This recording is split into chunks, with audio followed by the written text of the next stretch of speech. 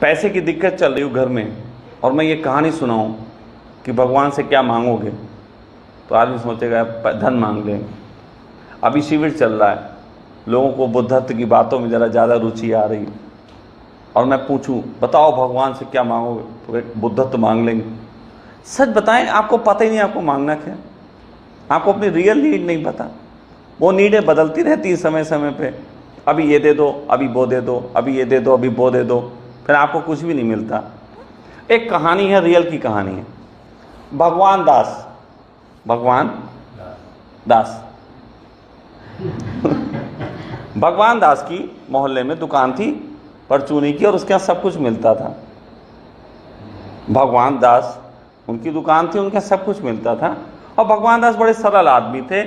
हर व्यक्ति जो मांगता था उसे वही देते थे। तो एक बार एक आदमी गया, उसके पास 100 रुपए थे, उसने कहा चलो भगवान दास के यहाँ से कुछ खरीदते हैं। वो गया, उसने कहा भगवान दास जी आप मुझे वो 100 रुपए का आटा दे दो। तो भगवान जी अपने आटा लेने गए, तब तक लौट के आ रहे थे। टाइम तो लगता ना, हर चीज़ आप जो भी मांगो उसके लिए थोड़ा समय तो लगेगा। तो वो पूरा करने लग गए, वो आटा लेने चले गए। जब तक वो आटा लेके वापिस आते, भगवान इनका मूड बदल गया, कहने भगवान जी यार ये आटा यार छोड़ दो, तुम ऐसा करो यार वो दाल दे दो थोड़ी, थोड़े चावल दे दो। भगवान दास जी सरलता से जो है वो फिर चले गए, उन्होंने आटा रख दिया। अब वो दाल चावल की व्यवस्था में लग गए। फिर दाल चावल लेके पहुंच रहे थे, तब तक उसका फिर मूड चेंज हो गया, कहने लगा यार ऐसा करो बहुत दिन से वो हमने हलवा नहीं खाया, तो सूजी वूजी दे दो, थोड़ी शक्कर दे दो, थोड़ी ड्राई फ्रूट दे दो। भगवान दास जी फिर उसको लेने चले गए। तो वो आज तक भगवान जी उसके लिए वो ला ही रहे हैं, वो दुकान पे आज भी खड़ा हुआ है। मेरी मतलब मैंने ये कहानी बहुत साल पहले बनी थी, और आज तक भगवान जी की दुकान पे वो 100 रुपए से मांग ही रहा है। वो भगवान दास की जो कहानी है आप सब पे भी इम्प्लीमेंट होती। आप अलग अलग समय पे अलग अलग चीज़ मांगते हो। भगवान से कभी मांगते हो हे भगवान मोक्ष दे देना, भगवान भागता है मोक्ष के लिए, एक नेचर में व्यवस्था करता है, एक सखा की पोस्ट डलवाता है, आपके दिमाग में कुछ परिवर्तित करता है, ठीक चल रहा होता है, अच्छा खासा सब काम सही दिशा में बढ़ रहा होता है।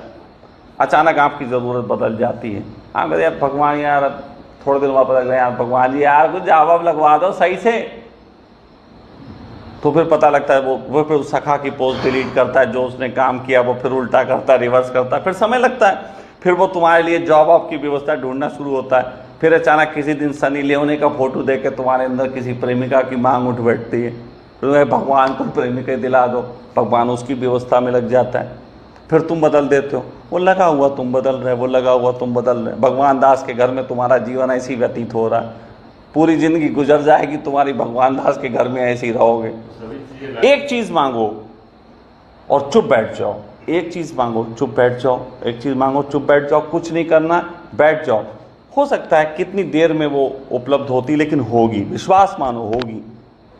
लेकिन एक ही चीज़ मांगो, कहो भी उसे, सुनो भी उसे, सुनाओ भी उसे, एक ही चीज़ को। बुद्धत्व चाहिए, बुद्धत्व के अलावा कोई बात नहीं। तुम्हारी दुकान है, कोई आए बुद्धत्व चाहिए, आप बुद्धत्व के रास्ते पे निकल गए, तो कोई दुकान आए फिर उससे बुद्धत्व की बात करो। अपने घर में भी बुद्धत्व की बात करो, बिजनेस में बुद्धत्व की बात करो, सब जगह बुद्धत्व की बात करो। कहो भी बुद्धत्व, खाओ भी बुद्धत्व, पहनो भी बुद्धत्व। दुनिया में पहली बार जापानी तकनीक और भारतीय चिकित्सा ज्योतिष के माध्यम से सखा वेलनेस कर रहा है गंभीर से गंभीर बीमारियों का इलाज। हमारी विशेषता ना कोई दवा, ना ही कोई ऑपरेशन, ना कोई योग, ना प्राणायाम, ना ध्यान, ना ही किसी प्रकार से खान पान का कोई बंधन। जब सब जगह से निराश हो, सखा वेलनेस। सो भी बुद्धत्व, ओढ़ो भी बुद्धत्व, तो बुद्धत्व मिल जाएगा। लेकिन तुम बदल देते हो दिन में 4 बार, यहाँ बुद्धत्व चाहिए, उधर जाके पत्नी कॉल कर रहा, ठीक है सब मामला घर में सही चल रहा, फिर थोड़ी देर बाद बिजनेस का ख्याल आ जाता है।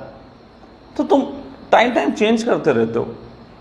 परमात्मा को तुमने कंफ्यूज कर दिया है, वो बहुत कंफ्यूज है भगवान दास। वो तो कोई इतना सरल है कि बार बार लग जाता है तुम्हारे चक्कर में, नहीं तो थप्पड़ मारे। मतलब मेरा मन करता है इस तरीके का कि एक एआई को जो है यूज़ करते हुए एक मंदिर का आविष्कार किया जाए, और उस मंदिर में एक मूर्ति बनाई जाए, उसके सामने जाके आदमी कहेगा कि मुझे क्या मांगना, और हर हफ्ते जाके उसको कहना है। तो एक आप कहेगा हे भगवान जी मुझे मोक्ष दे दो, तो वो AI उसका रिकॉर्ड कर लेगी सब कि इसने मोक्ष मांगा था, ये आदमी आया था इतने दिन, ये वो सब।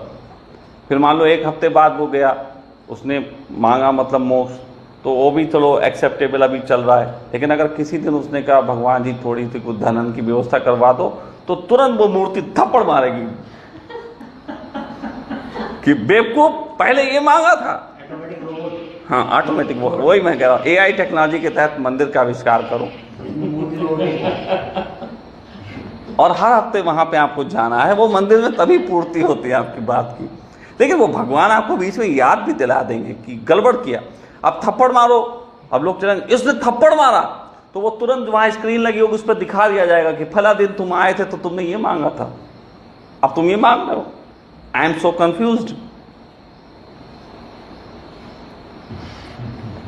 उससे तो कुछ आते नहीं। सोचो कि तुम्हारा भगवान अभी तुम्हें थप्पड़ नहीं मार रहा, तुम्हें तमीज ही नहीं आ रही, तो कोई थप्पड़ मारने वाली व्यवस्था होनी चाहिए। अब जरूरत आ गई है ऐसी। जैसे कि आप अलार्म लगा देते हो, अलार्म ऐसे लगाते हो मुझे 6 बजे जगा देना, हाँ, तो अलार्म 6 बजे वाला लगा देते हैं लोग। अब जब 6 बजे वो मतलब बजता है तो उसे बंद कर देते हैं, अरे छोड़ो यार कौन उठे। अलार्म का मूड खराब होता होगा, ये क्या कर रहा। तो एक आदमी ने नए टाइप का अलार्म बनाया, वो वही बात है जो मैं कह रहा हूँ। उस अलार्म में पंखा लगा हुआ, जैसे वो नहीं फिरकी से उड़ाते थे वो वाला पंखा, तो ऐसे उसमें पंखा लगा हुआ है। आपने अलार्म लगाया 6 बजे का, तो जैसे अलार्म बजेगा वो पंखा निकल के एकदम उड़ जाएगा, कमरे में कहीं गिर जाएगा। अब वो अलार्म इतनी तेज बोलेगा तुम उसे बंद नहीं कर सकते, उसका कोई बटन नहीं है, वो तभी बंद होगा जब उसमें पंखा फिर लगाओ। अब पंखा ढूंढो उठाओ कहाँ पड़ा है, तो जब लगाओगे आंख खुल जाएगी, फिर तुम दोबारा नहीं सोओगे। तो कभी कभी जब तुम स्वयं का भला नहीं जानते हो, तो फिर आपको पीट के दबा के नियम कानून के तहत आपका भला करना पड़ता है। आपको याद दिलाना पड़ता है कि आप क्या कर रहे हो।